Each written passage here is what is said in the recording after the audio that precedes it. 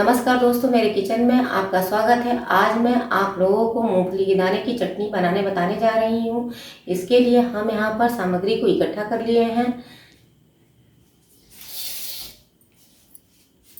एक टमाटर, साबुत लाल मिर्च, अदरक, 5-6 कलियां लहसुन, करी पत्ती, धनिया पत्ती, कच्चा बादाम, सरसों तड़के के लिए, कद्दूकस नारियल कच्चा, काला नमक, सादा नमक, तड़का के लिए सरसों का तेल।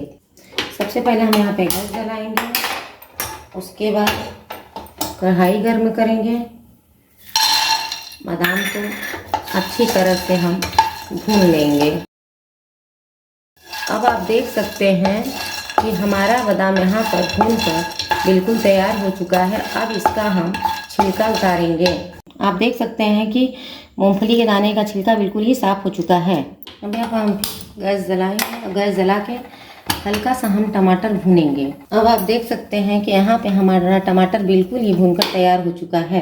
अब आप देख सकते हैं कि हम यहाँ पे टमाटर का छिलका उतार कर इसे चाकू से हम अच्छी तरह से काट लेंगे। धनिया पत्ती डालेंगे, अदरक डालेंगे, लहसुन डालेंगे, बादाम डालेंगे, स्वाद अनुसार नमक डालेंगे। थोड़ा सा टेस्ट के लिए हम काला नमक भी डालेंगे।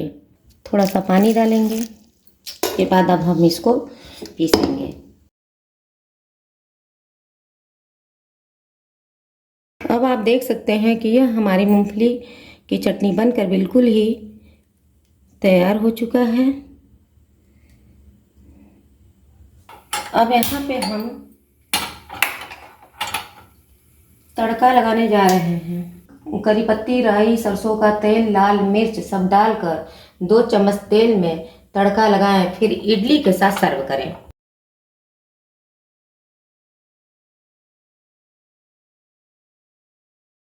यह आप देख सकते हैं कि हमारा चटनी बिल्कुल ही बनकर तैयार हो चुका है। इसे आप इडली के साथ सर्व कर सकते हैं। आप इसे लाइक और सब्सक्राइब करना ना भूलें। धन्यवाद।